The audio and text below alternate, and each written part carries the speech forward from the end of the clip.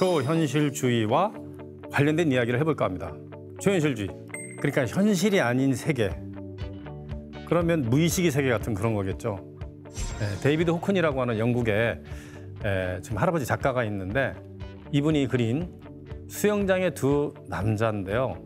1000억이 넘습니다. 근데 이 그림들을 실체를 알면 사실 굉장히 놀라는데 그 데이비드 호큰이라는 사람은 사진 작가에다가 설치 미술가에다가 뭐 화가에다가 뭐 여러 가지 그림에서 할 수 있는 모든 것을 해본 사람인데 하여튼 1000억이 넘는 그림이 되기까지 이렇게 한 거예요. 사진을 찍고 나서 그림을 그린 겁니다. 뭐 아무런 뭐 사상이나 아무런 뭐 상징이나 이게 없는 거예요. 이 추상주의 그림에 영향을 끼쳤던 이 초현실주의. 초현실주의는 무엇일까? 서두에 말씀드렸지만 나를 잃어버린 상태에서 내가 없는 상태에서 그린 그림입니다. 낯설게 표현하는 대표적인 화가가 살바토르 달리보다 더 잘 알려진, 어떻게 보면 우리는 생소할 수 있지만 잘 알려진 화가가 르네 마그리트라고 하는 그 화가죠. 데이페이즈만이라고 그래서요. 이 표현 자체, 그거를 이제 아주 왜곡을 하는 거죠. 사물이 원래 갖고 있는 관념을 타파를 해버리는 겁니다. 현실에 대한 일종의 파괴, 창조를 위해서. 그러다 보니까 미술적으로 표현할 수 있는 게 너무 다양해지는 거죠.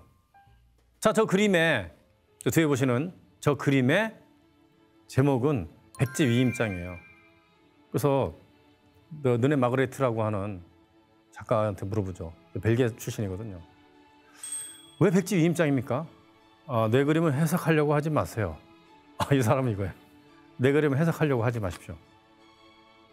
이 사람은 그림을 그릴 때 그냥 그린 게 아니고 막 배고픔을 참으면서 엄청나게 이제 그랬다고 하는데 이 사람이 처음에 출발한 거는 그래픽 아니면 이제 디자인 이런 쪽에서부터 시작을 해서 그림을 그리기 시작을 했는데 뭐 이런 그림 보시죠. 제목 이름도 골콘다예요. 골콘다는 뭐냐면 인도에 있는 도시의 이름에서 따온 겁니다. 거기 다이아몬드 광산이 많이 나왔는데 그것을 차용해가지고 이름을 붙였거든요. 왜 그렇게 이름을 붙였습니까? 역시 마찬가지로 내 그림을 해석하려고 하지 마세요. 하늘에서 막 떨어지는 그 신사들이잖아요. 중년에 이 중절모를 쓴 사람이 막 떨어지는 뭐 이해가 안 되죠. 이해하려고 하지 말라고 하니까요. 뭐 이런 것도 있습니다. 그러니까 아주 작은 것을 완전히 확대해가지고 저렇게 크게 만드는 것이죠. 제목이 레슬링의 무덤이에요. 장미꽃을 방 안 가득하게 그려놓은 것인데 뭐 무덤하고는 전혀 관련 없는 그림입니다. 근데 제목을 그렇게 붙여놨습니다. 근데 가만히 보면은 저 장미가 막 걸어 나올 것 같아요. 또 저런 식으로 이제 그려놨고요.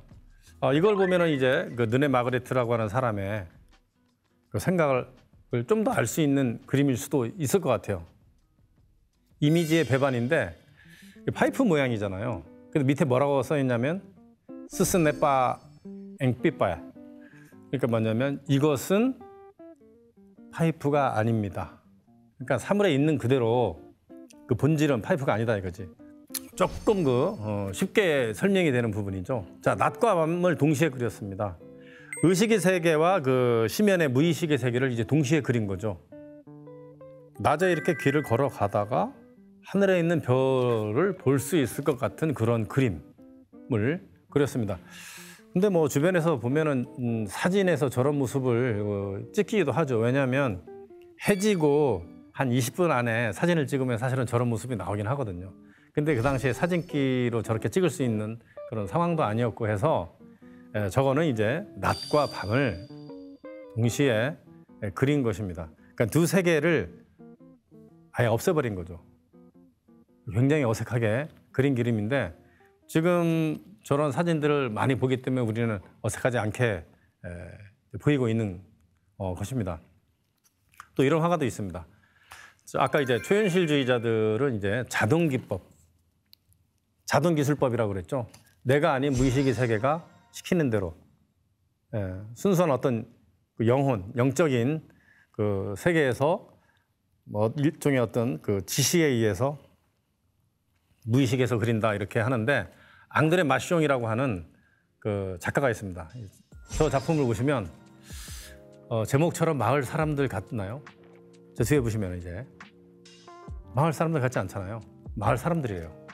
이 사람 뭐라고 표현하냐면 화가의 손이 자유롭게 날아다닌다. 예. 그것은 자신의 움직임에 빠져 있으며 단지 그럴 따름이다. 예. 그렇게 지금 제멋대로 나타내는 형태들을 묘사한다. 그냥 만들어지는 게 아니고 내 손에 가는 대로 그냥 그리는 거예요.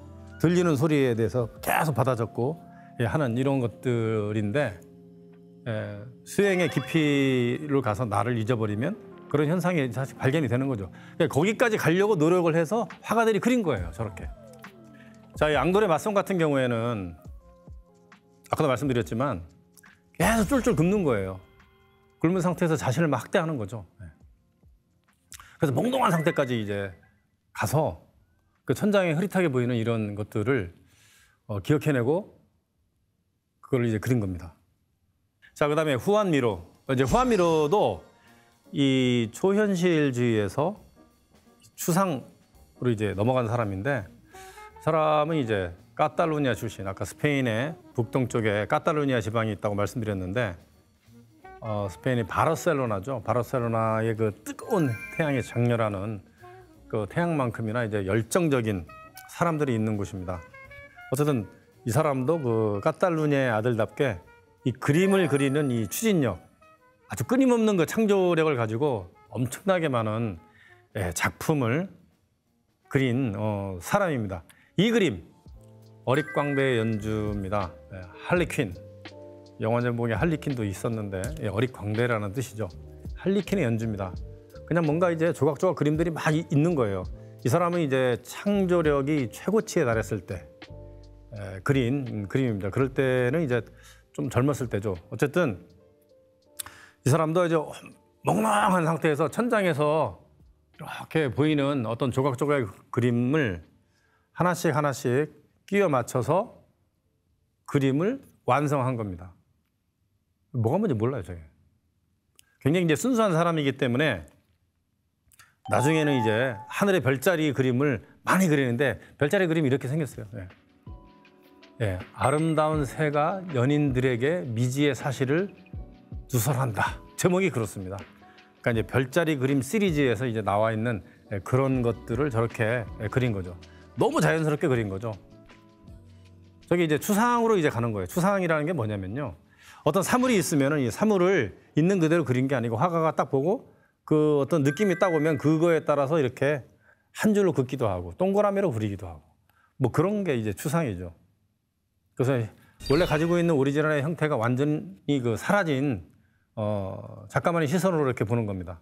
이게 초현실주의하고 연관이 있습니다. 초현실주의에서 이렇게 추상으로 이렇게 발전해 나갔기 때문에 이제 그렇거든요. 자, 칸딘스키 한번 보고 가겠습니다. 칸딘스키는 어떤 사물을 보면서 다른 그 감각이 딱 살아난다는 거죠. 예를 들어서 지금 보면은 제목이 빨강, 노랑, 파랑인데 어떤 음악을 딱 들으면서 그 음악의 음의 색채를 딱 생각을 한다는 거예요.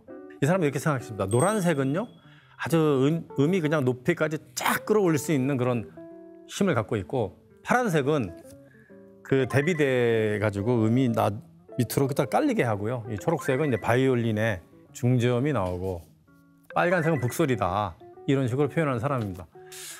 이 구상이라고 하는, 이 구상이 뭐냐면 그 음악으로 치면 이제 작곡이죠.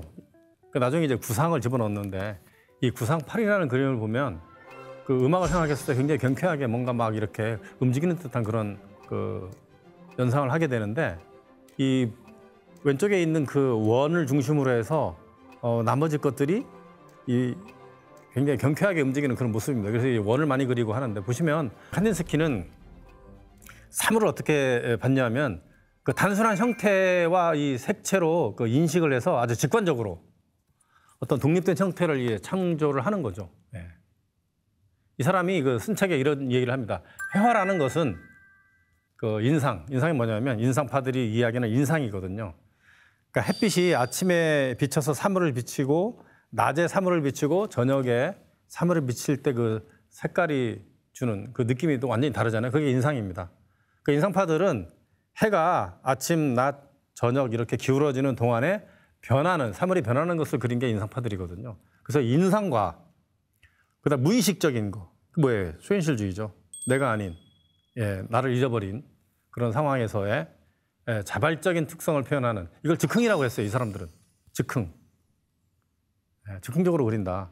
우연한 세계를 그린다, 우연한 사건을 그린다 이렇게 얘기했고요. 자, 그러면 초현실 미술 하면 딱 생각나는 사람, 살바토르 달리를 얘기하겠습니다.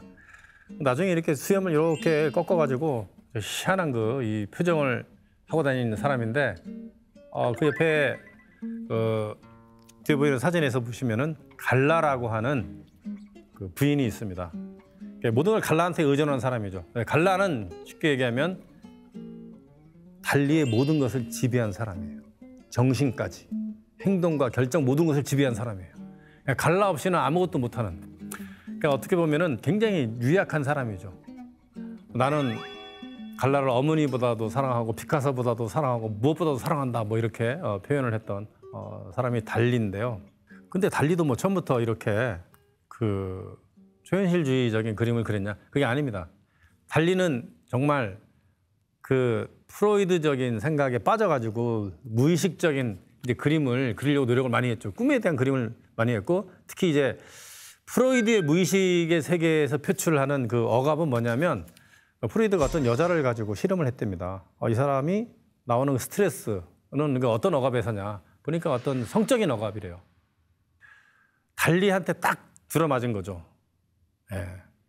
그러니까 이제 달리가 이제 그런 표현의 그림을 무지하게 많이 그려요. 보시면은 정말 민망해. 이런 그림들이 굉장히 많죠. 아주 성스러운 그림도 그 당시의 표현을 보면 상당히 외설적인 그런 그림으로 많이 그립니다.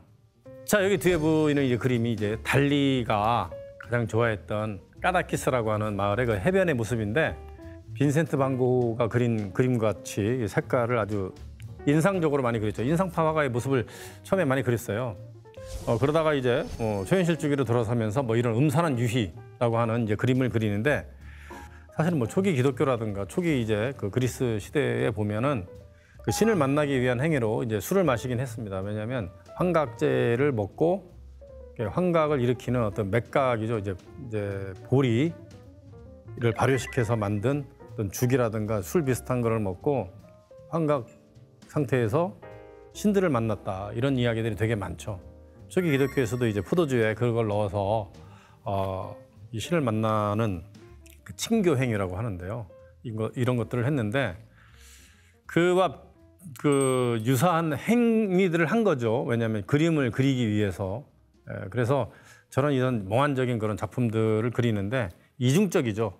굉장히 오른쪽 밑은 단단한 이 대리석 같은 그런 돌인데다가 그 위는 물렁물렁한 치즈 같은 백합을 맡고 있는 그 갈라의 모습인데, 밑에 그 메뚜기 같은 거는 이제 그 썩어서 이제 거미가 막 들고 있는데, 이게 달리가 굉장히 어릴 때부터 공포스럽게 얘기했던 메뚜기, 거미 뭐 이런 것들을 이제 표현을 이제 한 것이고요. 굉장히 유명하죠. 기억의 지속이라고 하는 뭐 이런 그림을 그립니다. 이 까망베르 치즈가 녹아서 흘러내리는 모습을 보고 그렸다고 하는 그림이거든요. 굉장히 맛있는 치즈를 먹었대요. 까망베르 치즈. 굉장히 질이 좋은. 그러니까 놔뒀더니 흐물흐물하면서 녹더랍니다. 그거를 이렇게 표현해서 그러니까 시간까지도 초월한다라는 그런 의미로 이렇게 그렸다고 하고요. 아주 유명한 작품 중에 하나가 이거예요. 성류주의를 나는 벌에 의한 꿈, 깨어나기 1초 전. 제목이 그렇습니다.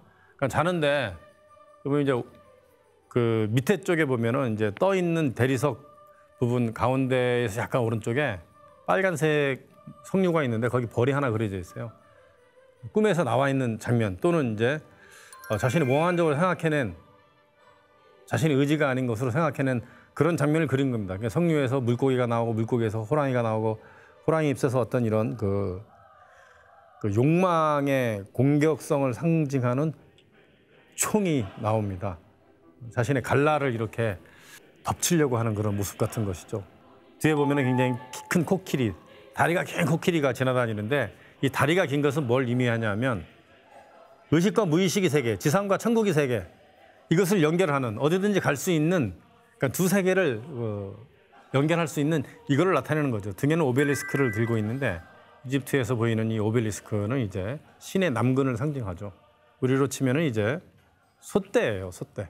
그다음에 1945년도가 되면서 어떤 일이 벌어지면 세상에는 2차 세계대전 뭐 이것을 끝맺는 태평양 전쟁을 끝맺는 이제 거대한 그 전기가 나오죠.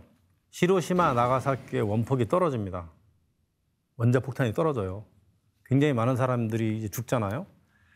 그 뒤로 살바토르 달리의 가장 큰 관심사는 뭐였냐면 원자입니다. 원자. 웃기잖아요. 원자가 가장 큰 관심사가 됐다라는 거예요. 지금 이 성 안토니우스의 유혹이라고 하는 저 뒤에 보시는 저 작품, 성 안토니우스의 유혹.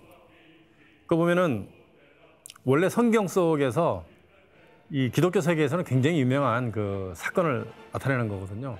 성 안토니우스는 이제 이집트 콥트 교회, 초기 교회에 해당합니다. 그곳에 나오는 이제 수도 사이면서 수도 원장이면서 이렇게 성인이죠. 이 사람이 사막을 걷다가 굉장히 그 다양한 유혹을 받았다고 합니다. 그런 기록에 의해서 이거를 이제 완전 해체를 한 거죠. 해체를 해서 다시 재구성을 해가지고 성 안토니우스의 유혹을 자신의 생각대로 이렇게 했는데 이게 왜 공중에 막 떠 있냐면 이게 원자라는 게 떠 있잖아요. 지금 모든 게 떠 있어서 움직이면서 다니고 있기 때문에 마치 중력을 무시한 그 사물처럼 길게 하늘에 떠 있는 그런 모습으로 이렇게 표현을 해서 모든 것을 유혹을 합니다. 말이 됐든 여자가 됐든 오벨리스크가 됐든 가까이 와서 성 안토니우스를 이제 유혹하는 이런 장면의 그림을 그렸는데 원자 폭탄하고 연관이 되어 있고요. 원래 이제 미켈란젤로가 그린 그림은 이렇게 되어 있어요. 이렇게 그 사막을 걷는데 성 안토니우스를 유혹하는 게 이제 금, 은, 뭐 동굴 속의 어떤 뭐 또 괴물 같은 이런 것들이 이제 나와서 막 유혹을 한다라고 하는 그런 장면을 묘사한 건데, 자, 이 그림은 원자에 내다라는 그림입니다. 그러니까 중력을 완전히 없애버린 겁니다. 원자라는 것이 이제 공중에 떠 있고 막 도니까 이 원자의 세계라는 양자의 세계까지 들어가면 모든 게 이제 뱅뱅 돌잖아요. 중력은 적용이 안 되는 그런 상황에서 그래서 다 떠 있는 식으로 이제 분해를 해버립니다. 근데 저 스토리는 저 그림의 배경의 스토리는 그리스 신화에서 제우스가 백조로변에서 그 당시에 가장 예쁘다고 하는 레다를 임신시킨다는 장면에서 가져온 것입니다. 그런데 정작 저 여자는 자신의 부인이죠. 자신의 부인을 가져다가 이렇게 그린 겁니다. 완전히 다 둥둥 떠 있게 이렇게 만들었습니다. 원자예요. 원자를 그린 거예요. 그러면서 굉장히 그 성화도 저런 식으로 그립니다. 포르트 리기트. 포르트 리기트는 그 이제 조그만 항구거든요. 리기트라는 항구에 있는 작은 그 성당에 있는 성모를 저렇게 다 분해를 시켜버립니다. 그래서 이것도 마찬가지예요. 그 십자가에 못 박힌 뭐 성요한의 뭐 그리스도라는 것은 이제 오른쪽에 있는 것이고요. 왼쪽은 이제 초입방체의 시신, 십자가에 못 박힌 이제 예수를 나타내고 있습니다. 저것도 뭐냐면 그 가운데 그 삼각형 모양에 떠 있는 그 저게 원자예요. 원자핵. 원자핵인데 원자핵 주변에 이제 멀리 뭔가 있는 거죠. 왜냐하면 원자핵 주변의 전자는 굉장히 멀리 떨어져 있잖아요. 근데 텅텅 빈 공간입니다. 그래서 공간에 떠 있는 그런 모습을 그렸는데 기독교 성화에서 예수 그리스도를 그릴 때는 못 박혀 있으면 뭐 피도 나고 못 자국도 있고 막 창 옆구리에 찔린 창의 흔적도 있고 뭐 가시 면류관도 있고 해야 되는데 이게 하나도 없는 거죠. 이게 하나도 없이 굉장히 평화로운 그 모습으로 이제 그렸습니다. 이게 달리의 세계입니다. 달리 같은 경우에는 보석 그 세공의 굉장한 그 능력을 이제 발휘를 하게 되죠. 이게 보면 어떤 그 뒤에 보이는 이제 그림이 어떤 그 책에 나와 있는 이제 달리가 디자인을 하는 그런 장면인데 실제로 이태리의 그 유명한 그 세공사와 한 작업을 해가지고 저런 것들을 많이 만들었다고 합니다. 시간의 눈이라는 시간의 눈이라고 하는 그 보석인데요. 그 눈이 이제 시계죠. 시계 모습으로 이렇게 표현을 했고요. 입술도 이 루비 막 이런 거에다가 이빨을 이렇게 진주로 이제 표현을 했고 뭐 이런 심장인데 이제 심장 가운데 여러 가지를 이제 넣어서 표현을 하고 했습니다. 달리의 그 희한한 그림들, 그 초현실주의적인 그 꿈 속에 그 내면 속에 무의식 속에서 그 발현한 이런 그림들이 살아서 움직이는 모습으로 빛의 시어터에서 하고 있습니다. 서울의 워커힐에서. 보시면 이제 호랑이도 움직이고 다 움직여요. 그림을 감상하는 이제 또 다른 이제 방법이죠.